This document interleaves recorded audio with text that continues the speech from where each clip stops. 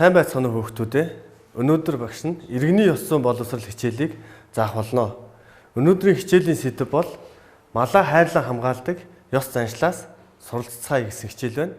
За хичээл эхлэхээс өмнө дэлгэцэндээ ойртон суугаад хичээлдээ анхаарлаа хандуулна уу.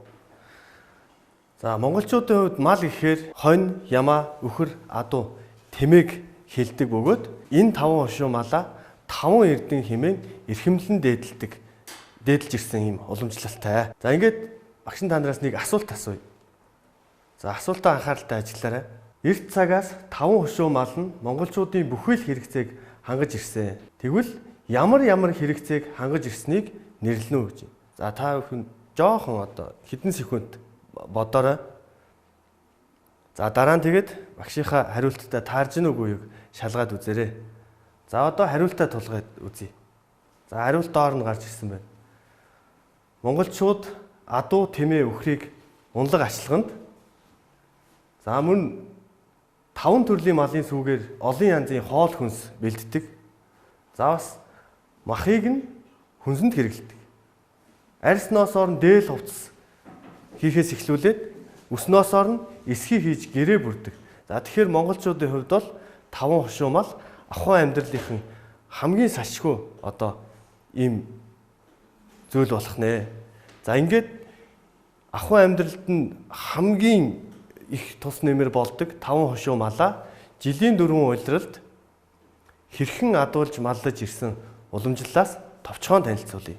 Эхлээд зуны улиралд. За зуны улирал бол монголчуудын хувьд хамгийн өргөн дэлгэр сайхан улирал. За энэ улиралд айл сахалтаараа айлсан бууж, морио уралдуулж, за найр наадмаа хийж, за мөн цагаан эдээгээ бэлтгэдэг ийм улирал. За энэ үед бол малын тарга твэрэг бол тэгш сайхан байдаг ийм улирал. За дараагийнх нь бол намар. Өвлийн улирлыг өнтөө давахын тулд бол хатан тэжээлээ бэлтгэдэг ийм ажил бол эхэлдэг.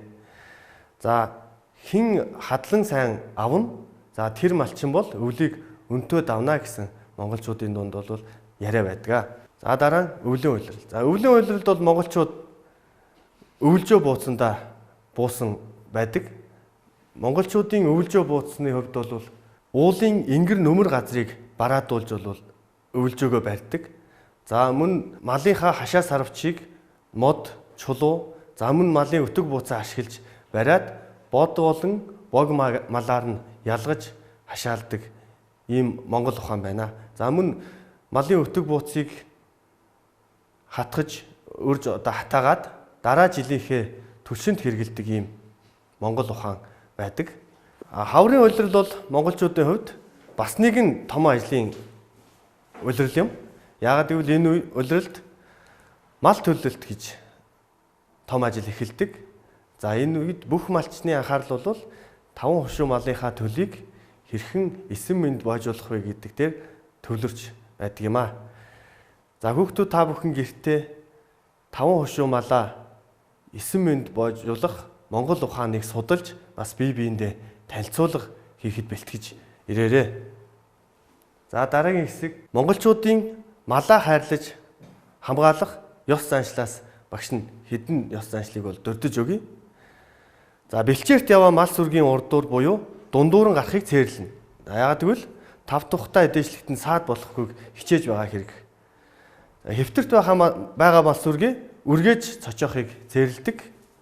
За мөн малаа хөндлөхийн үүднээс малынхаа тоног хэрэгсэл болох морины хазаар, ногт, эмээл, уурга зэрэг дээгүүр алхах гიშгийг тун ихэд цээрлэж болгоомжилдаг. За энэ нэмэт олон сайхан ёс заншил байдаг бөгөөд малтай догшин ширүүн харьцвал малын заяа гомдно гэж үздэг. За тэгэхээр монголчуудын амин сүнс болсон малаа хайрлах арга ухаан нь давхар байгаль ихтэлгийг хайрлах ухаантайгаа нэгт холбоотой болоод явдаг. За жишээлх юм бол монгол малчны хувьд бол бэлчээр нутаг бол хамгийн чухал зүйл. Малын бэлчээр өвсгүй тарчиг байх юм бол мал тарга твэрийг муу авч тухайн малчны амьдрал ахуйнд сөргөөр нөлөөлнө гэсэн үг шүү дээ. За тэгэхээр монголчууд ийм учраас бэлчээр нутгаа бол маш их хайрладаг. За жишээлх юм бол нүүгээд явсан одоо гэрийнхээ буурийг сайхан цэвэрлээд нүүдэг. За газар хатгсан гацсыг сугалж авахдаа заавал буцааж одоо шороогоор булдаг. За гих мэт. За ингээд газар шороогоо хөрш шороогоо хайрлахаас гадна усаа хайрлах, ан амьтнаа хайрлах, ургамлаа хайрлах зэрэг Монгол ухаануудтай малаа хайрлах Монгол ухаан бол салшгүй холбоотой байдаг. Гэрийн даалгавраа тэмдэглээд аваар хүүхдүүдээ монголчуудын байгалаа хайрлаж хамгаалж ирсэн уламжлалаас судалж бие биендээ танилцуулахад бэлтгэж ирээрээ. За ингээд дараагийн хичээлээр уулзтлаа. Баяртай хүүхдүүдээ.